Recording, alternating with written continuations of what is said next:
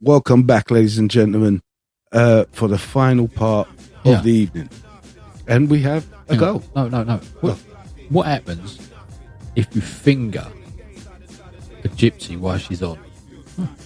Say that again? You've said this one before. Have I? Yeah, you told me this one last week. Yeah. Did you get your palm ready? Oh, bollocks. Did I really? Yeah, what was the other one? You get your palm ready. Did I? Yeah. Oh, so sorry. Otherwise I wouldn't Scrub know, that would off I? there. It's gone. It's gone. You know. I'll use that one again. Sorry, Rob. Sorry. I hate that when it happens. That's unlike me. Bollocks. Showing your age. Yo, listen now. So one thing that is you know these stories and conspiracy theories about the satellites, that they're fake and they're not really there, and you know, why do we need satellites? And they say, well, to transmit signals across the world, right, and stuff, so it can, like, you know, transmit shit across the world. And then you're like, well, hold on a minute. I was watching this documentary a little while back, and I wrote this down. And you know what the word propagation means? Propagation. Yeah. Propagation. It means to bounce radio signals off the atmosphere. And that's how they've been doing it since the radio signal was found and invented here in the world, in mankind. So why do we need satellites to bounce signals when there's already propagation, and satellites are millions of pounds to send up in space with all the rocket fuel? No? Yeah? I mean, it's a lot of money, you know? So, because there was a little while back, there was this thing about mobile phone signals. How they go off Mars, don't they? I don't know. All I know, from what I recall, or what I can remember, is that they were saying it's not actually using satellites. It's that the signal is beamed locally on Earth to these masts. Yeah. So the where it's being transmitted, it's not from space. It's from local. Yeah. That to these transmitters, which boost the signal along, and they can pick up. Yeah. Run cables and all. There's I see this thing where there's a map of like under water cabling, like fucking thousands of miles. What, across the Atlantic? Yeah. Right, and all the internet runs through that. Right, so all your Wi-Fi, everything runs through these fiber optics. Yeah. And then, so if you've got a mobile phone signal, this is what I've heard, right? Because they say that the satellites ain't where they are, or what is up there is only on the outer atmosphere, and it's held up by balloons. Now, I've seen this and all, right? And I've not heard that one. Entertainment purposes only, so we don't get fucking cancelled, right? But there's like, I'll find it and I'll send it to the group. You've got to look at the fucker, though, right? I do. And they've had them where the satellites have fallen out the sky, not like in Truman Show. Yeah. Right? Yes. And they're attached to them big fucking balloon things and weather balloon things, and they've just fallen, and they've been caught, and they've seen videos of them sending them up. So these fucking great things, they go up, so they're just out of the atmosphere, but not like where they say they are. Because you think how many's up there? They say they've got them all over the gaff, right? Yeah. Now you're telling me all that junk is up there in the sky, and when they send rockets up, they're flying them rockets and they're fucking dodging all these satellites. Yeah. Have you seen the map of how many satellites? You know, obviously CGI'd. Yeah. Right. But, you know, it's just covered. Yeah. But if you think of it like this, space George, junk. right? Like Imagine that map of lines and dots and doodads and whatnots that are all over the planet, yeah? If they are just towers, signals, aerials, this, that and the other, and the signal is bouncing, that's what you're seeing, right? So if the way I think it works is this: I'll pick up the phone, I'm going to phone you in Greece, right? I'm here. So I'll ring you on my mobile phone. There's no wire going to nothing, is it? Right? So that picks up a signal through the internet, comes out your side, throws a signal up, and then you receive the signal via posts on the ground where you are. That's how it works, I think. Yeah. I don't think it goes up I and think above. you're right. Well, there's Because how comes if you've got signal, like when you're in somewhere, I'm trying to think of somewhere with no signal. Like Epping say- Forest. No, There's a lot of Epping Forest. not so much Epping Forest. Somewhere like Cumbria or somewhere, Yeah. or where there's not a lot of towers about, and there's loads of like vast fields and shit, and you go, "Fuck, I ain't got a signal." Here. Is that because there's nothing bouncing off it? If it's a satellite, Yeah. that should be able to pick up a piece of piss. There's nothing of around course it. is. Yeah. Because when you go into London, you go, shit. Or when Tom used to first come out, Yeah. it wouldn't work properly because what was happening, they were saying, oh, it's bouncing off all the, if you remember The right, buildings. it's building off the buildings. Yeah. So it can't pick up a satellite, right? Or is it there too many things for this to bounce off of round that it needs to work? It makes you wonder, and the amount of satellites that are apparently circulating the planet. Some of them are not. And this is what I don't understand. The pictures that NASA show, like I said, it's all CGI. But why haven't we cleaned it up? And can I really recall us sending that many rockets up? Is it another fake ship? Did you see the video where the guys, they were talking about the space station being fake, Yeah. right? I mean, I've seen loads with of a it. load of people that really believe it, and they went, right, look, we're going to show you a photo of the there's like a gold kind of wing thing from a satellite, and the blue and the ocean and all this shit, and they're going, yeah, that's a pit. And the people that like really believe this are saying, yeah, that's the wing of a X, Y, and Z satellite, and that would be over the coastline of blah blah blah. And then they went, okay, that's what it is. They filmed this themselves. They made it at home, right? And it was a fucking bit of blue tarpaulin, some fucking cotton wool, a bit of cardboard covered in like whatever. And then they pulled the camera out, and they went, and they were like, you know what to say? I was like, and then that's our reason. If we can do that at home in the kitchen, right? Look what you can do with CGI and everything else. Yeah. You go round and round and round, just believing what you see. It's you know what? It's your eyes lie to you.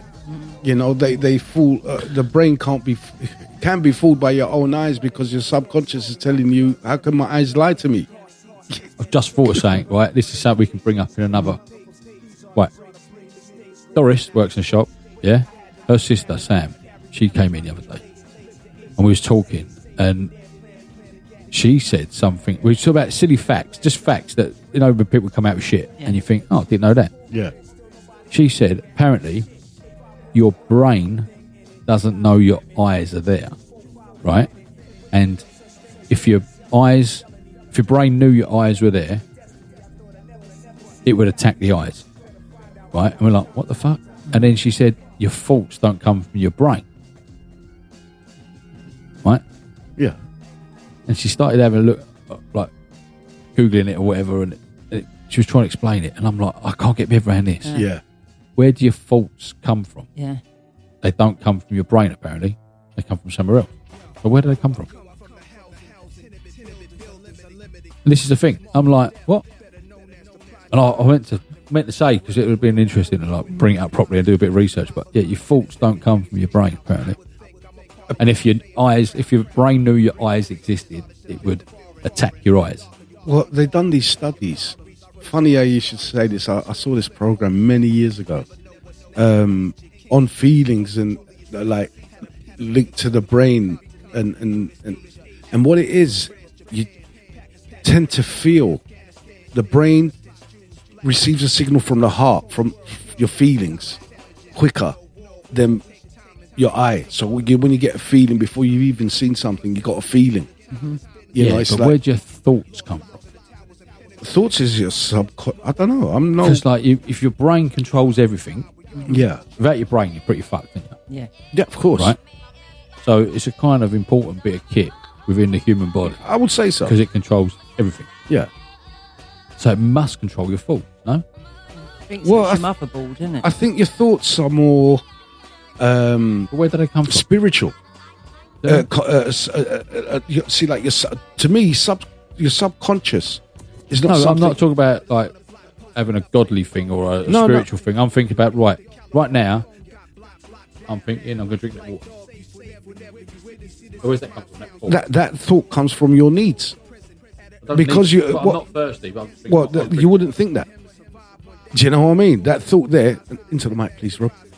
You wouldn't think that unless you were thirsty. You know, it's like I'm like, boy, you know what? I want another pint, but you know, I've got to see this end of the show out.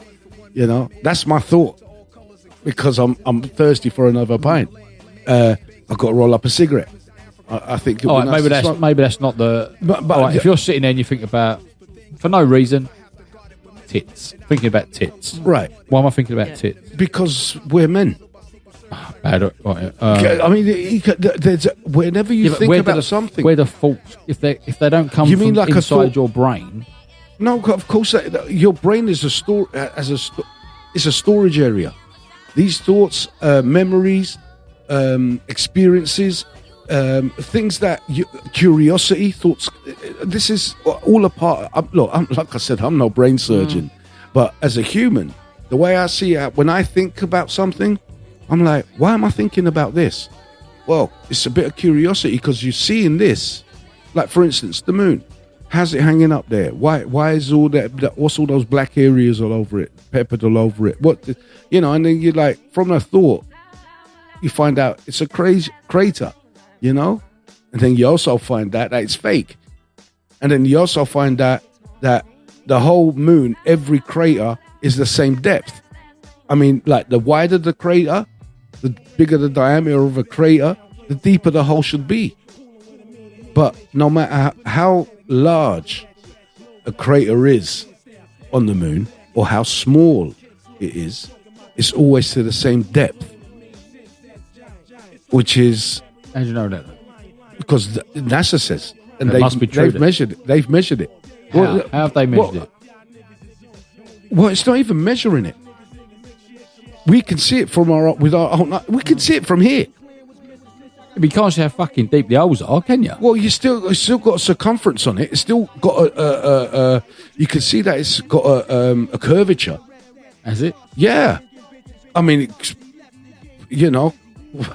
but like people with those P900 cameras, they've zoomed right into it and you can see it. A curvature, or does it go inwards, outwards? Because you can make something look concave or convex. Yes. And it can be look like a ball. Yeah, it ain't either way. Yeah. So, I mean... But we ain't been there, have we? We only see it in a 2D version kind of thing. It's just like... Yeah, so how do you know how deep the craters are then? Because they'll look around. I mean, I didn't do the measurements here. I mean, I'm just reporting... No, you just said what I heard. They're all the same. They are. But how do we know? They know... Well, look, if they've sent probes up there, which probes I believe they have. But organic matter, I don't believe they've sent humans up there. Humans won't survive it. This is what I'm trying to say. Robots and whatever, and rovers and whatever, fine. And they've done their measurements and they've come back, and they can't prove it, or they can't say that that these craters are not the same depth. I mean, we're not talking to the millimeter. We're talking about, if it's a small crater, it's deep where it's hit a metal structure, where it's giving that reverberation. That's why the moon rang like a bell for hours. Because it's hollow, and what they found on the top is lots of metals, titanium and a load of other stuff. But these are the type of metals that you would need, or you would want to build a superstructure out of. The moon's rocks is older on top than it is underneath it, so you dig down and it's like a younger rock. So that just goes to show that the only way if it was to happen on Earth is because you've dug it. What do you mean dig down? Who's been up there digging holes in the moon? Mate, if you believe... no, when they sent the rover up and they've done their checks. This is why... the moon to me is a mystery. And there's scientists have come out and said there's more reason for it. There's better explanations for the moon not to exist than to exist. It shouldn't be there. It shouldn't be there. Oh, guys, look, we're coming down to the last 5 seconds Thank you very much for joining us, and tune in next week. Thank you very much.